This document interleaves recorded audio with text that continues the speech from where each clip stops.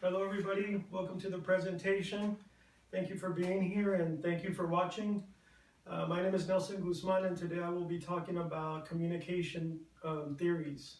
Um, Communication is going to be important to pretty much if you're human and if you live on earth.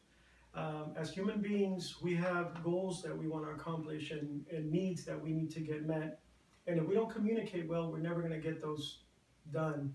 So communication is key and very important.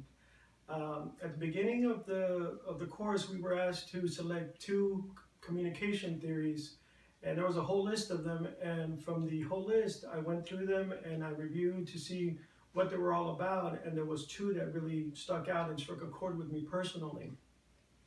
The first one was Genderlect theory, and the other one was CAT. Now, don't let the image fool you. I'm not going to sit here and tell you fun facts about felines. No, CAT is actually an acronym for Communication Accommodation Theory. The more I have developed my knowledge about communication, first of all, there's two types of communication. There's verbal communication and nonverbal communication. And regardless of which one you employ, you absolutely need it in order to get your goals met. Now, when it comes to communication, I started to realize that communication is kind of like a currency for us. Um, in the business world, you need money in order to conduct business, and in this world, our business is relationships. And so if you don't have any money, you can't conduct your business. So the currency and communication thing is, if the more wealthy you are in your communication skills, the better prosperous your relationships are going to be. So first of all, let me start talking about CAT, the Communication Accommodation Theory. This is a theory that was developed by Howard Giles back in the 1970s. And his theory basically states that we human beings are social animals. And being social animals, we seek relationships, we seek connections, we seek connection and togetherness as a survival instinct. If we don't communicate well, we can't make those connections. Now, in order to accomplish these connections, we use accommodation. It's a style of communication. Accommodation means that in general, you change or you accommodate your whole communication style to fit the person you're interacting with. And the way we do that is we change our overall vocal tones, our gestures, our body language, our facial gestures. And you're really not being fake. You're really just accommodating to make the other person feel comfortable and to make that connection. When you're participating in accommodation with other people, what you're doing is you're creating convergence. And convergence means that you are getting your communication closer and closer together, and you're making the social distance between you two less and less and less until you actually make a connection and you share meaning. Convergence, there's two types. There's upward and downward. And upward, an example of that would be like, let's say you're at work and you have to communicate with your boss or the owner of the company. The way you talk to this person is not going to be the same way that you speak to a coworker having a beer or something like that, or your siblings. You're going to talk to them with more respect. You're going to talk with them in a lower tone. You're going to be more accommodating because you want to be accepted and you want to further your communication with this person because they're your boss, they're in a higher position than yourself. So you're going to avoid bad words, for example. That's not going to work. Okay, now I had trouble coming up with downward convergence, and I read this article just recently about the 25th anniversary of the LA riots, and Alex Torres of the LA Times had this interview with this police officer that in order to better the situation, they had to change their communication styles. So they accommodated downward, and it doesn't mean that they're talking down to them, but in order to talk to people and make them realize that we're in this together and we have to work together, they accommodated downward, converted downward in the sense that they talk to them in more of a street language and even a few bad words just to make that connection.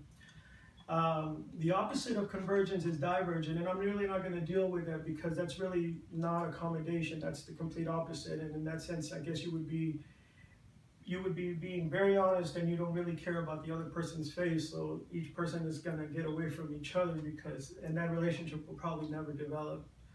Now, accommodation is also one of the conflict resolution styles, and that's why it struck a chord with me, because I feel like maybe I employ that too much.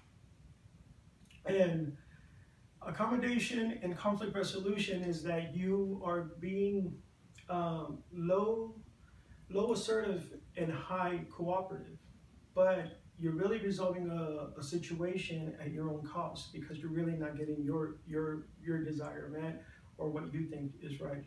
And if you do that too much, it could be a bad thing, because in the end you'll feel like shortchanged because you're giving too much. So it's a good positive thing in the instance when you want to reserve that relationship, and you don't want it to win, so you'll accommodate just to keep the peace and have the relationship keep going down the line. Again, accommodation can be a good thing, accommodation can be a bad thing, but the ideal conflict resolution is collaboration. But accommodation is something that you can do to keep the peace as well. Now we'll talk about Genderlect theory.